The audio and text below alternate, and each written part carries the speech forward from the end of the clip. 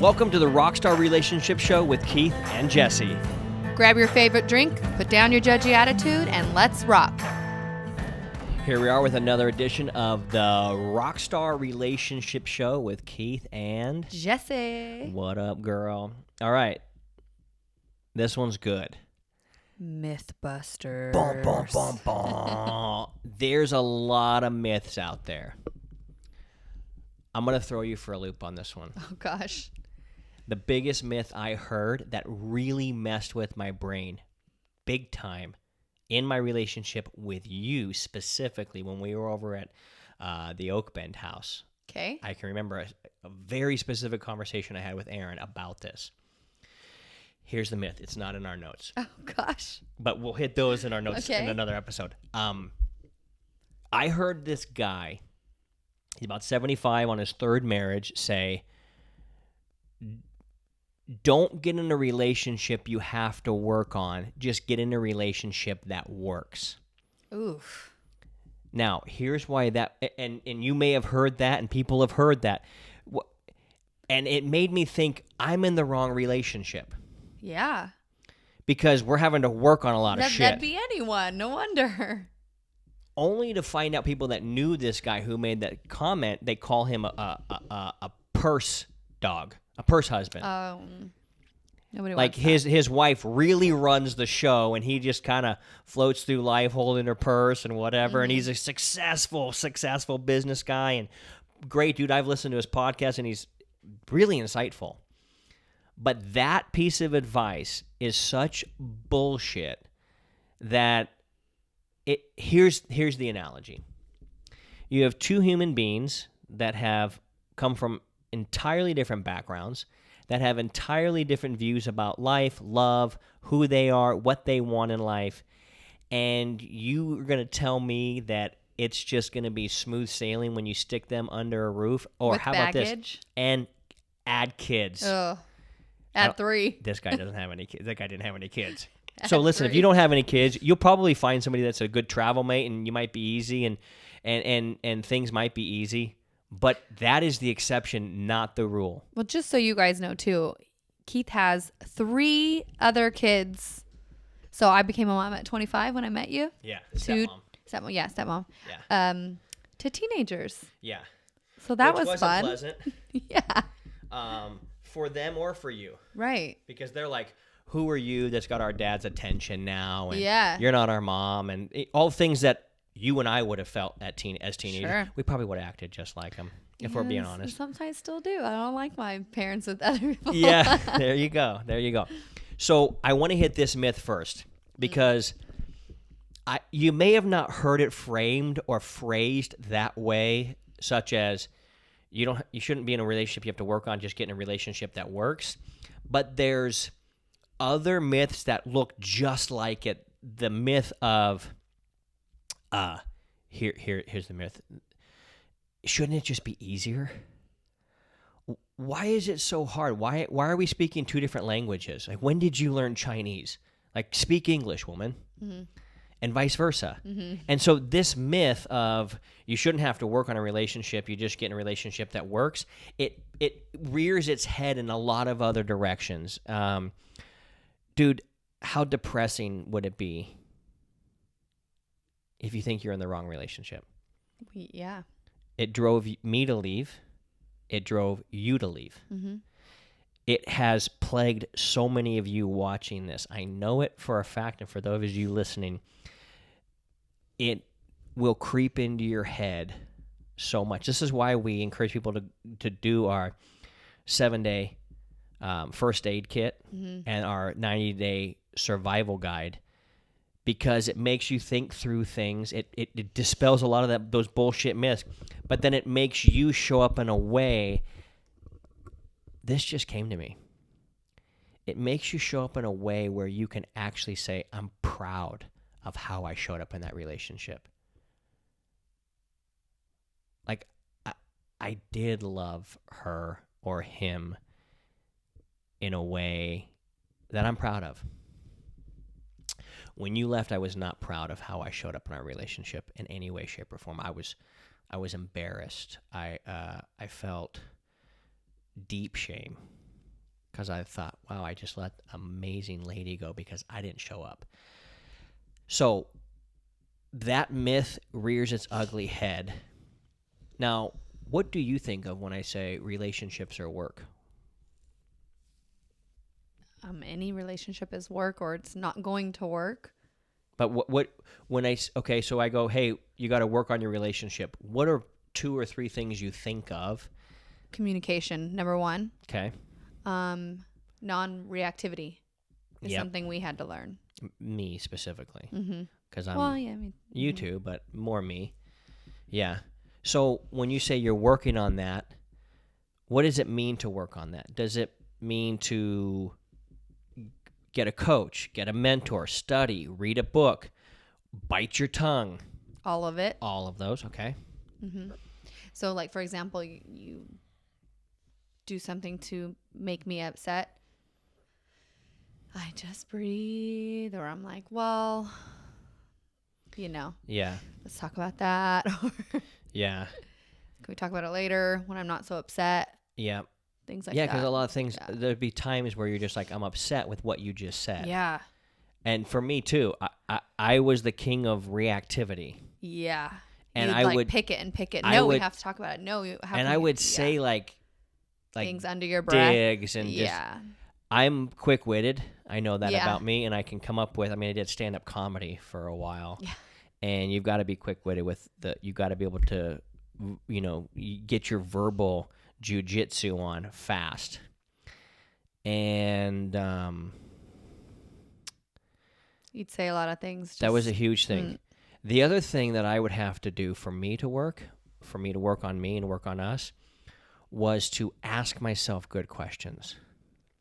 And change the story in my head. When you and I broke up, I had a lot of crazy stories in my head. Yeah. That I had to work. When I say I had to work on me, I had to ask myself, is this really true? It feels a certain way, but is it true? What you do now that I love is that if I say something that you don't agree with, and you'll not say anything, and you said, well, let me think about that. Or I hear what you're saying. Let's talk about it later. And then because before you would, if I'd say something, you'd be like, you'd have a negative stance on it. Not everything, some things or whatever. Yeah. So you'd have a negative, stance on it. And then you'd be like, no, this or this way. So you would have this whole thing right away. And you would later come to me, you know what? I thought about it. And I'm like, why don't you just do that then? Yeah. Why can't you just pause, take time, think about it, and see your point, my point, and everybody's point, and you do that now, which is amazing. So you're like, well, let me think about that. Yeah. And then you come to me, you're like, well, I thought about this on my side or your side. Yeah. It's amazing. Well, then we have amazing conversations, because if I actually put thought into it, I go, I see why you're 75% right. Right. And why I'm like 25% right. But how do we reconcile those together? Or have you seen this? Or have you considered it? And I come to you here. We're going to get into the non-reactivity one. We got to do that for another episode, even though it's a big one. And it's specifically what people we've worked with had told me, Keith, you've got to really work on that. When we say work on it, let me give you an example. If you read a book, and at the end of the chapter, it has 3 questions, and they want you to answer the questions. Most people just turn the page. I don't do that anymore. You do it. I will answer those 3 work? questions because it makes you think through and write out an answer. And that's why we want you to get the 7-day first aid kit, because we're going to ask you a lot of questions that you're going to have to pause, stop, work through, and think, what do I believe about this? I had a lot of stories in my head about you that actually weren't true. And when I came to realize that I believed a lie, like you didn't tell it to me, I created it. Yeah. Like, for example, you would say, I thought you would say something like this, but you said something completely different. I forget the situation, but you're like, my answer in my head was you were going to say no. Yeah. But you were more open than I thought. But you told yourself that I would be all negative about it. Yeah. But I wasn't, because you just didn't even bring it up. Yeah. And then you get mad at me for something I didn't say, but your head told you Yep. she would say no. So now I'm mad at her, and this is the way I'm going to act towards her because I'm upset. Yep.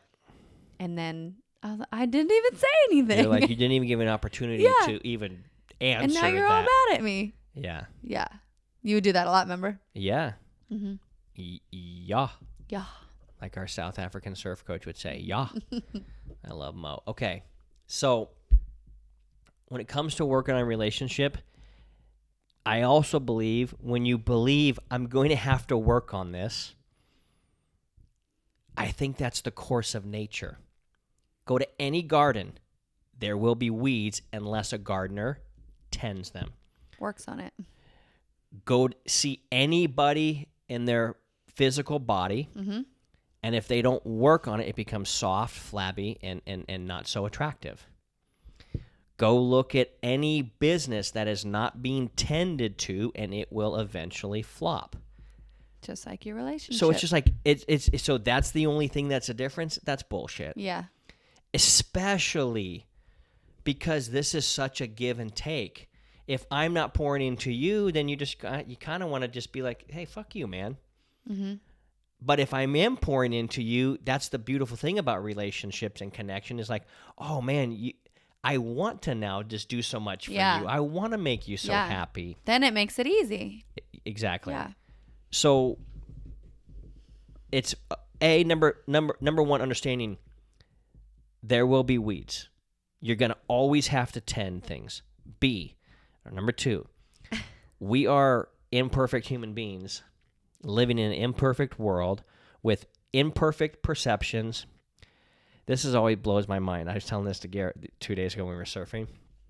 I said, dude, we think we're so smart, and yet we can't even see all the there's microorganisms living on our skin. We can't even see them. If I get sick, I don't even know how to heal myself. I don't even know what it is in there. That's how smart we are as humans. So we have limited perspective in everything. Mm-hmm. I asked you a question the other day, and I cannot remember what it is. I'm going to try and pull it up for another episode, and you respond. Oh, I think I asked you to have sex, and you're like, no, and I was like, wait, what? And you're like, dude, I'm deep on my period, like that. Oh no, we had sex the day before, and it went kind of long. And you're like, oh my God, no, you tore me up yesterday. I can't. And so at first I would have thought, oh, you don't want to have sex with me? What do you mean? And you're like, no, dude, it's not that I don't want to have sex with you. It's just you kind of tore me up yesterday. Like, I'm good. Communication. That's how we can miss things. I can be like, what did you mean? Yeah. You're like, your initial reaction would thought, she don't want me. She doesn't want me. Yeah. Even though I haven't thought that in a long time. Yeah. But like, and I didn't even think that then, but I paused for a second and go, I wonder what she means by that. Hey, what do you mean by that? Mm-hmm. And I asked, without jumping to conclusions. That's doing the work. Mm-hmm. So when we say do the work, you got to have a mindset that knows things are going to get awry. You're going to have to help each other. What are you looking for? Oh, the other one. Oh, that's next. We're not doing that one. Oh, you're excited about it. Yeah. So you got to understand there's going to be work. You're going to have to put in the work. But here's the beautiful thing. I look at our relationship now and how kind of easy breezy it is for a lot of what we do. That's only because we put the work in. Mm-hmm. The same way that a guy who runs marathons has no problem running to the end of the street to get his mail. It's easy breezy. The same way the guy who surfs every morning and just tears the waves up like nobody's business, it looks super easy. Why? Because he's eating shit for so long trying to get up on those waves for years and years and years. Mm-hmm. So if you're feeling like it's work, or you're feeling like, God, I might be in the wrong relationship, maybe you haven't done the work, I would really highly encourage you to go get our 7-day first aid kit, and it will make you pause and consider a lot of these things. Mm-hmm. Any closing comments? No. Love it. All right. Peace. Congratulations on consuming another episode. If you loved it, then leave a review. If you know somebody else will love it, share the episode with them. And if you want our help or you want more resources, go to keithandjesse.com. keithandjesse.com. Jesse is spelled Jesse, like a boy.com. Go out and absolutely crush it. Have a great day. Go out and do what you got to do to make your relationship rock.